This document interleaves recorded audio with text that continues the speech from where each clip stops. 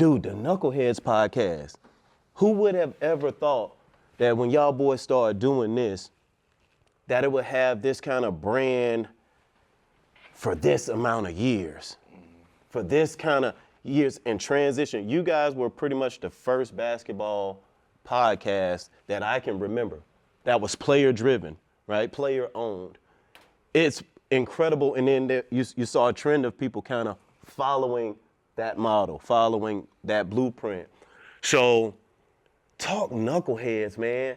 How have y'all been able to build that brand and interview all these amazing people and keep the conversation going and do it for so long? How have y'all been able to do that? Because I'm trying to be like y'all when I grow up. Just being a student of the game and loving the game and loving what the game has did for us and our families and for, the brotherhood of it. We wanted to give these guys flowers, not only the guys that you know and you see on the commercial, but the guys like your favorite players' favorite players.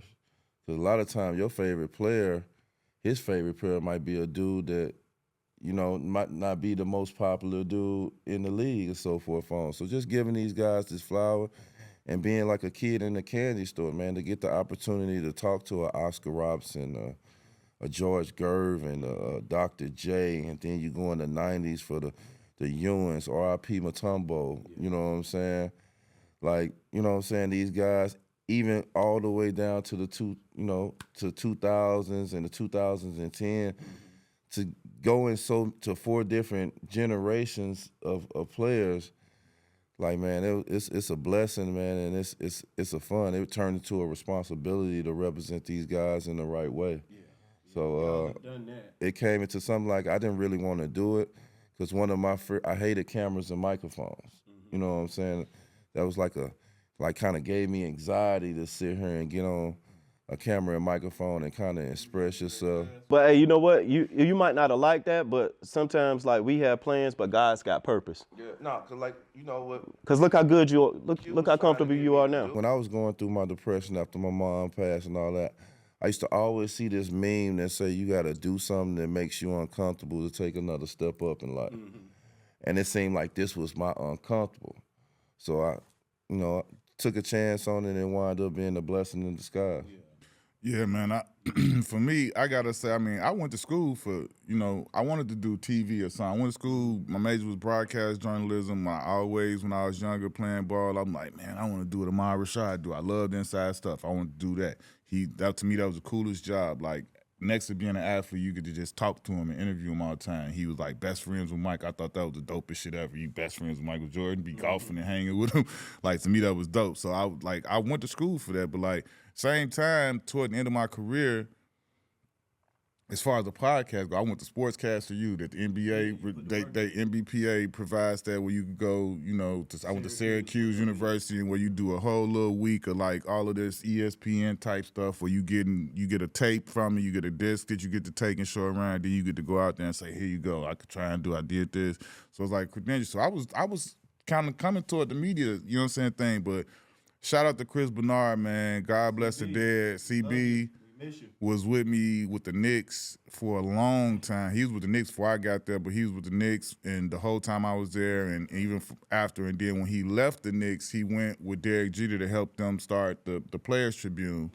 And so CB reached out to me. The first thing he reached out to me on was when the Showtime series, The Shot. They got the show on it's like 8 or 9 seasons in. Now, this was before it ever even started. They wanted to partner with the Players Tribune and do a story. It was a letter to my younger self, and they wanted an athlete from Chicago who had been through adversity that comes with being in Chicago, and it was like a collaboration with the show and Showtime and Players Tribune. And so I did that first. I did that, and it resonated with a lot of people. Everybody was, some of the coaches, and everybody was sending it around and all of this. And so this was around the same time D was like, coming around to his shit. And I'm telling him like, yo, bro, like, I'm just looking at how people react to my story. And I know his shit is way crazy. I'm like, bro, like, I feel like, and I felt like this because I went to talk to some kids. D Gates was assistant coach at Florida State. I went to talk to he had like he was part of something they had at their school where it was like, it was all men, all guys, but it was like from every sport. And it was like they come to, I forget the name of it. I hate that I can't remember the name of it, but it was like some mentor stuff for all the male athletes. And it was like 400 or 500 kids from like every sports, baseball, swimming, basketball, tennis, anything, football, everything. And like, this was my first time doing this. I'm in like this big, I think it was like a football, auditorium where they had the squad at or whatever. And it's like, I'm on the stage, I'm about to like this, like I'm nervous as shit. Like, damn, I ain't never like, you know what I'm saying? I'm about to tell my story and do all this shit and test. So I'm like, D Gates tee me up, he do a little video and all of this, and he tell how we know each other and all that. So like, boom, I just dive in. I'm just talking. I'm like, I ain't never did this shit. But then like afterwards, go down, I'm talking to afterwards you talking to a few dudes, and it was this swimmer dude, like a white kid, swimmer kid, and he was like crying. He was like, bro, I felt like he was talking straight to me. He was like, this last semester, I lost my mom.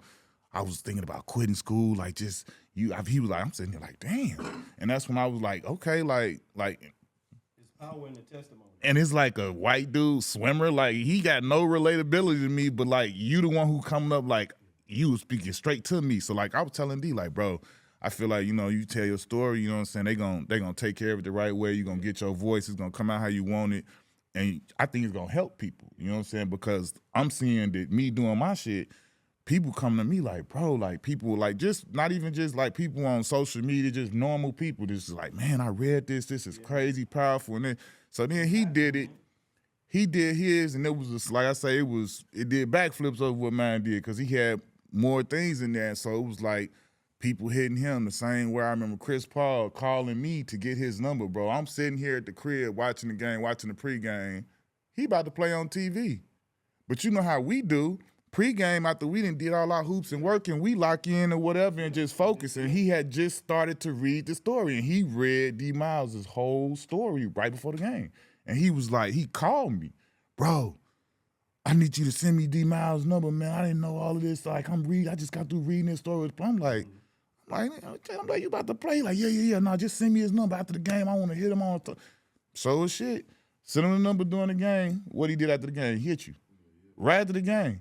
And so, like, I did, like, when he did his story, I was, like, there with him. And, like, they got to see the chemistry we had. CB, like, man, like, y'all boys need to do something, man. Like, y'all got a dynamic. Like, yeah, CB saw it. And so one thing lead to another. Then he like, it was his idea to come up, like, y'all should do the podcast. Like, you don't even know what the fuck a podcast is, for real. That's it. We didn't even know what it was. So we like, all right, whatever. Like, we kind of like agree to do it, but like had no clue what we was gonna do, what it was gonna be, what it was gonna be named, none of that. We had to figure all this stuff out. But like everything, kind of just fell into place. Like you say, when something is for you, it's for you. You know what I'm saying? And clearly, like you say, how good D was, he didn't want to do it, but he was good at it.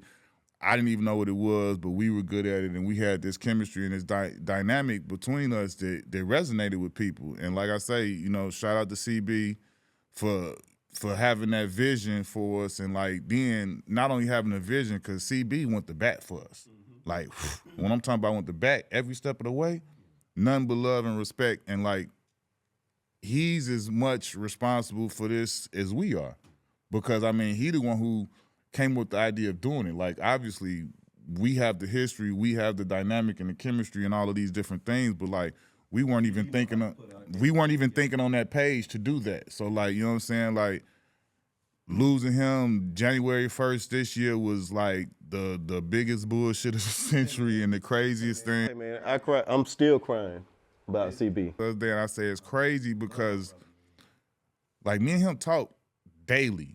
Like if not daily, every other day or whatever, at least text message. And I'm like, it's so many things that you don't even realize you used to do. You just bouncing the idea off of him. Like, I went to go text the other day, and I'm like, damn, I can't text him. Like, so like, huge shout out to CB. He really was what put this together and got us cracking. And like I say, even once we got cracking, my man went to bat for us several times to make sure we got what we earned, what we deserved, and we was getting treated right and we was getting done right. All of those different things. Yeah. Rest in peace, Chris Bernard. Thank you for all that you've done